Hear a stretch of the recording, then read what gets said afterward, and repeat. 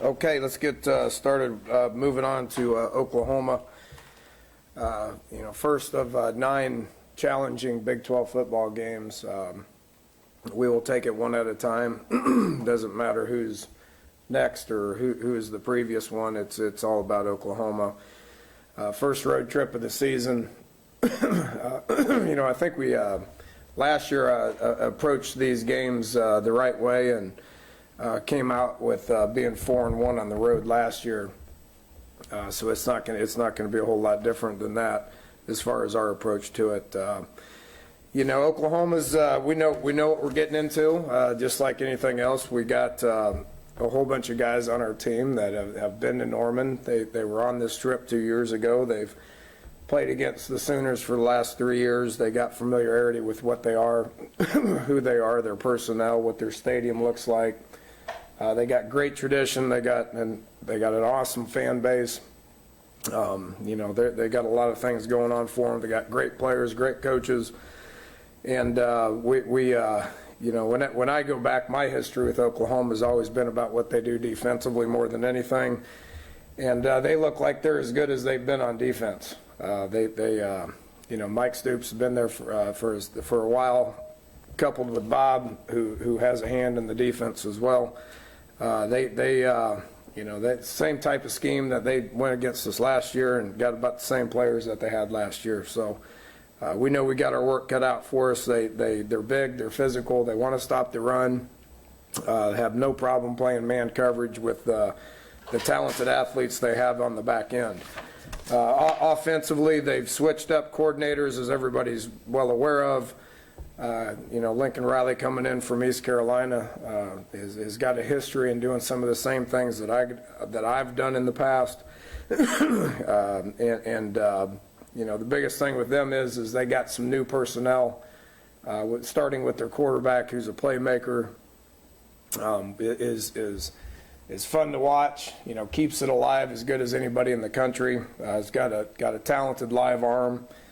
Can run the ball as well. So it starts with him. Lots been made of him coming in and stalling the air raid as opposed to what they were doing the last few years, which was a version of the air raid, if I'm not mistaken. But they do have talented running backs, as we know. We saw the Pirine guy go for over 200 against us last year. Was the difference in the game, especially in the second half. After that game, I thought we changed some things up to do a better job of stopping the run.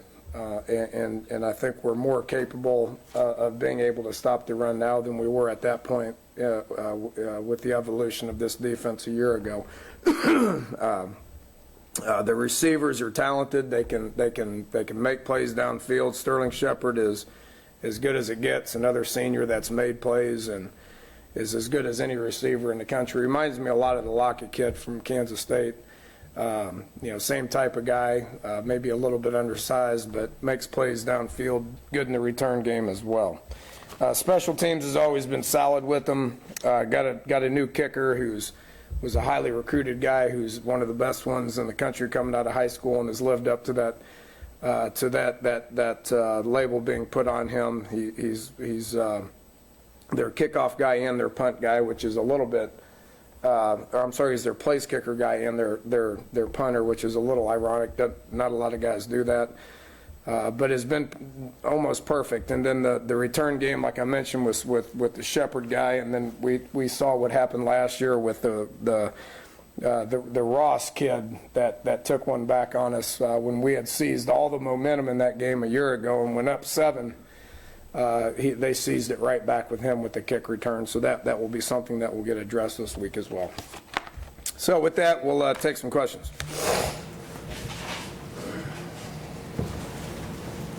Notice right off the bat the 603 yards Tulsa got against Oklahoma. What caused that? Was it a product of the game, or who? 603 yards Tulsa got 2 weeks ago. Oh yeah. Yeah, it's a good question. And we've studied the tape. Obviously, I don't know. They defensively played great against Tennessee. I mean, it was 2 different defenses that you see against Tennessee, and then what you see against Tulsa. And I don't think anybody would I think everybody'd rather have Tennessee's guys than Tulsa's guys. Tulsa does have one good receiver, but Tennessee's been recruiting at such a high level for the last 3-4 years. And so they got players after, they got a lot of players running around out there, and Oklahoma shut them down.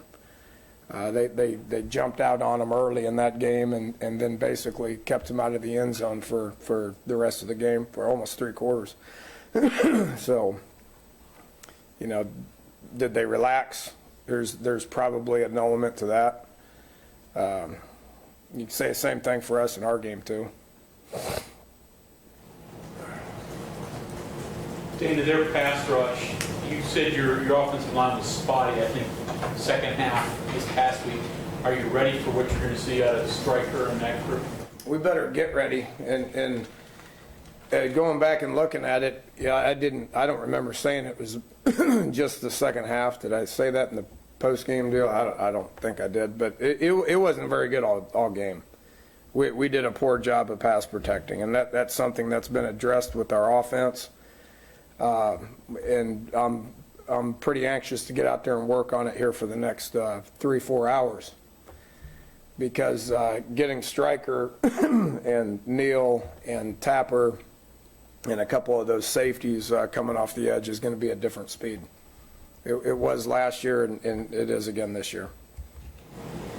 You said after Sam J ran for 200+ yards against you guys, you changed some things and you got better at that. Is it fair to say that might have been a little bit of a turning point with your defense?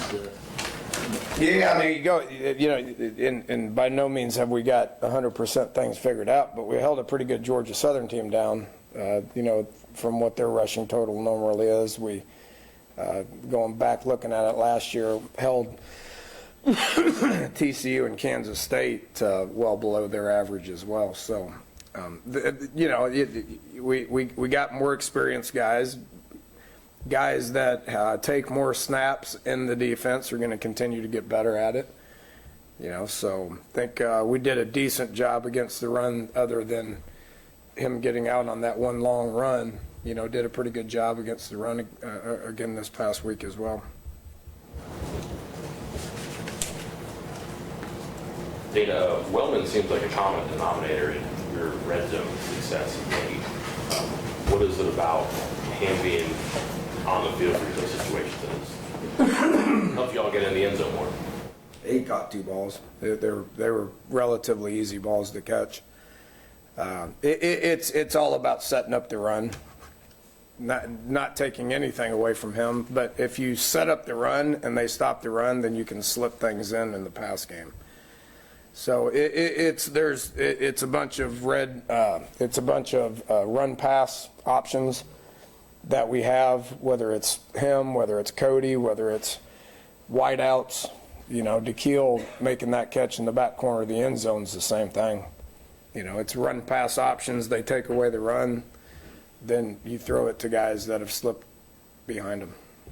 Fair to say that your success running to the middle against Maryland was at least somewhat due to Wellman 100% getting out there. Yeah, and he blocked better than I've seen him.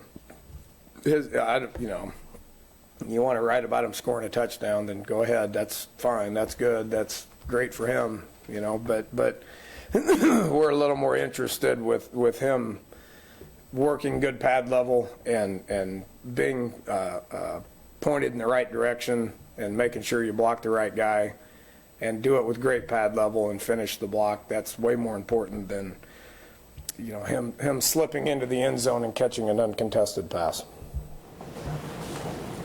Dan, you mentioned the beginning about how you approach the road games last year, 4-1. Can you expand on that? Oh, I just doing things the same way, about routine. We travel the right way. Guys they're excited about going to a different place. We tend to get to the hotel at the same time, whether it's home or whether it's away. The guys know what the routine's going to be. They get to go spend a bunch of good quality time together with each other, hitting the road, and stay in nice hotels, eat good food, go to different venues, which are always exciting, and be able to rise to the occasion to meet the challenge of being able to play on the road. I think our guys look forward to it. Is home field advantage maybe overrated a little bit by, I mean, I know the percentages say that, but always a good home team usually plays some softer games and has trouble bringing good teams in to face them. I don't know. There's a lot. It seemed last year the percentage of home teams winning was lower than it has been in a while. I guess we had something to do with that. But we think Mountaineer Field's a home field advantage for us. I'm sure the Sooners think that home field advantage is something for them as well. It's a big stadium. It's loud. They got great fans. I think the Mountaineers thrive off of that.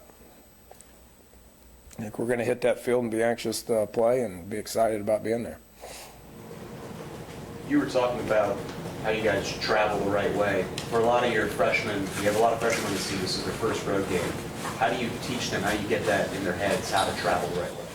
Well, fortunately, we don't have many. So there's not many guys. There's two that I can think of. Maybe a junior college guy, Rasul, Gary, Javon. Other than that, there are probably not many. Cron would be one. 4 or 5. That's a far cry from 15 to 25 that we've had in the past. So I don't know. They got to lean on the older guys, and those guys will make sure they're at the right place at the right time. Dana, what about noise? Obviously, when you're at home, they're cheering for you. When you're on the road, they're cheering against you. Signals with Skylar, anything extra this week as far as getting ready for that? Yeah, we've had to change all of our signals. We've had to change all of our cadences, and it's always an issue with Big 12 opponents that know you as well as we know them and they know us. So we've been preparing for this for a year, and we just got to constantly kind of keep changing things. I'm not worried about the crowd noise. We can do everything silent. We've been able to do everything silent since I've been here. We can be multiple in our snap counts. We can be multiple in our signals. It's an issue versus these guys because they know us so well. We got to probably huddle more. We got to, use different cadences and use different signals to make sure they don't know exactly what we're doing. And it's going to be the same thing the week after. It's going to be the same thing the week after. It's going to be the same thing the week after. In your time in the Big 12, Dana, have you seen a 4-game stretch kind of quite like the one that you guys have just coming up here? playing 4 top 20 teams, 3 of them on the road. In all your years in the conference, have you seen any stretches kind of quite that difficult? Yeah, see it every year. I mean, every game's hard. Every game's challenging. You can say, okay, well, last year you went to Texas Tech and Oklahoma State and they weren't ranked. Well, let me tell you something. Those games were as tough as any game that we played in last year. It's all the same. Going to Iowa State's hard. Going to Kansas and Kansas State's hard. Doesn't matter. I don't care who's on our schedule. We're going to focus hard on who the next one is, and we're not going to worry about what's ahead of us until it's time to worry about what's ahead of us.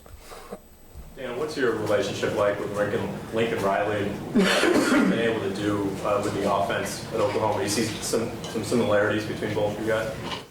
Yeah, I mean, our background is the same. Lincoln's a dear friend of mine, and we was spent a lot of time with him when back in my Texas Tech days. He's a great kid from a great family who married up. Got some good kids running around now. Proud of them. His wife was my nanny for a while, so we go way back. And happy for them, happy for his family. Done great at East Carolina for Ruffin, and is very deserving of where he's at.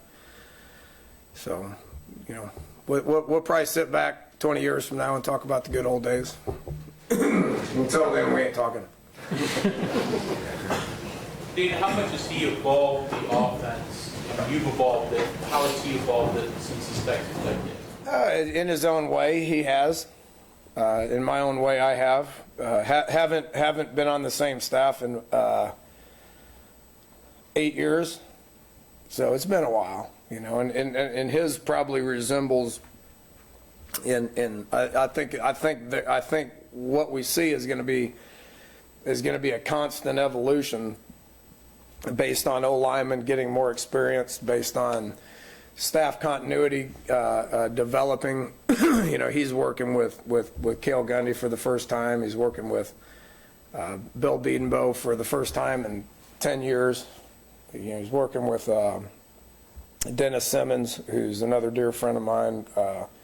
First, you know, was at East Carolina with them for a couple of years. So they're going to continue to mold as a staff, take their players, get Bob's input, and don't know what the final product's going to be. So I think it's still a work in progress. Dana, you guys cracked the AP top 25, which I'm sure isn't really a consideration. We did? Yeah, y'all are 23. That's great news, man. Sarcasm, that was awesome. But are you guys in a better place than that team was last November, the last time you guys were in the rankings? When was the last time we were there?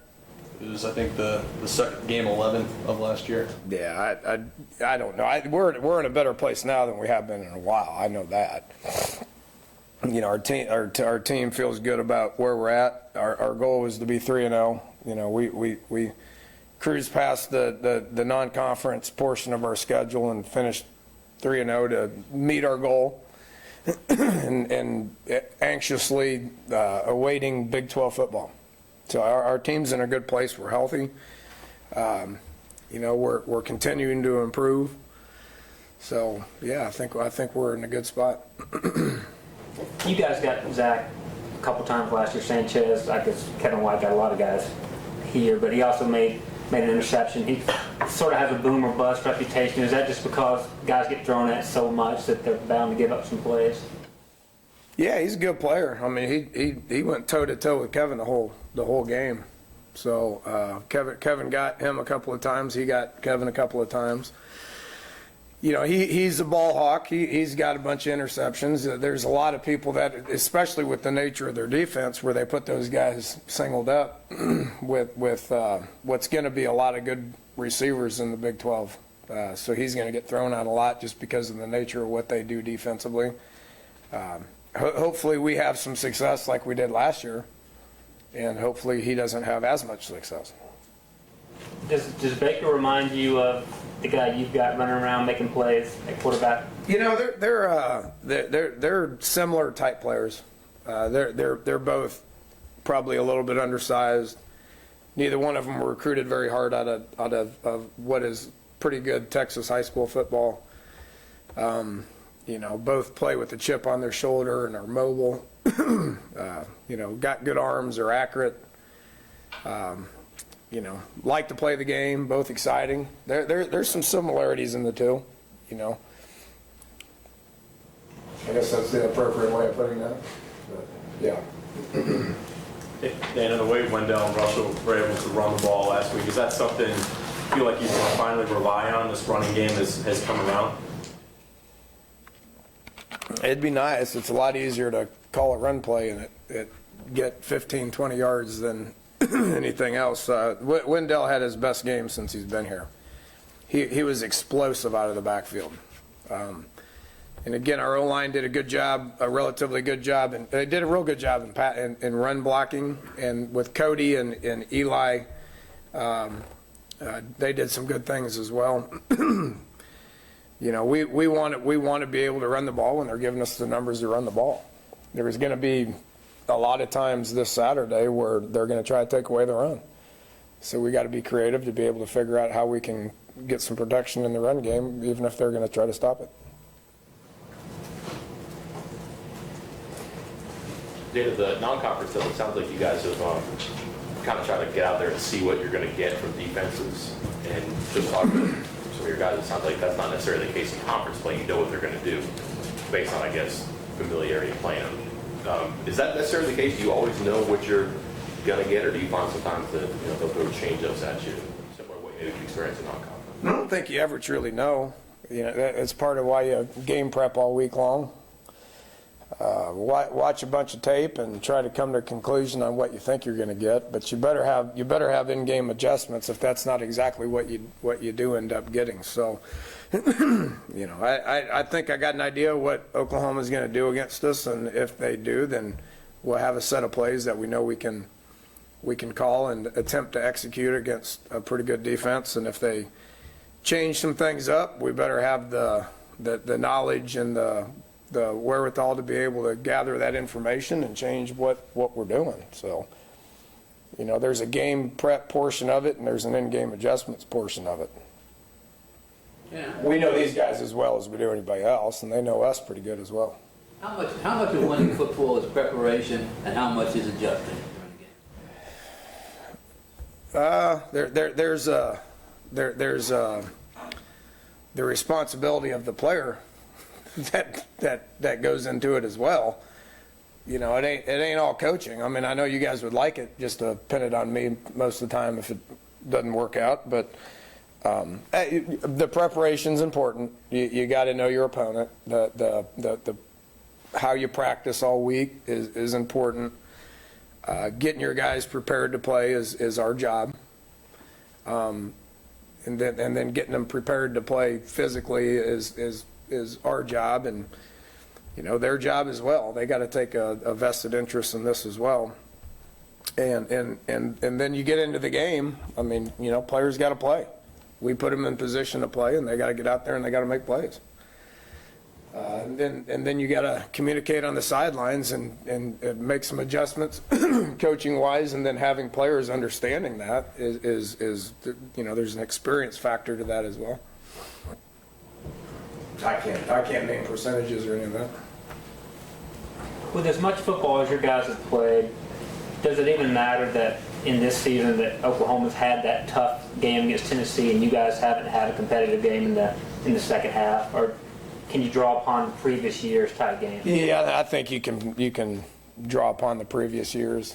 Our our game against these guys was competitive in the second half. We can learn from that. So was, what the other 10 games that we played last year.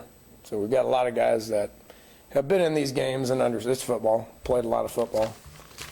So. Thanks, Coach. All right, thank you.